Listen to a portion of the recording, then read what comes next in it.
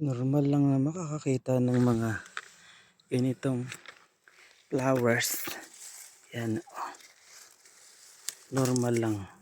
Nasa tabing kalsada lang yung ganitong flowers. Oh, ang ganda.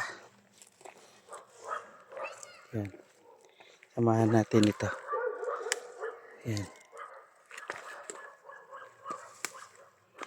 samahan natin ito. Bigay natin kay Ate Jedy. Yan, ito. Mukhang maganda itong isa. Yan, flowers. Kung mapapansin nyo, daming flowers dito. Ay, daming bunga ng suha. Yun o, suha. Yun. Daming bunga. Yun o, suha. Hindi kaya makahingi dun.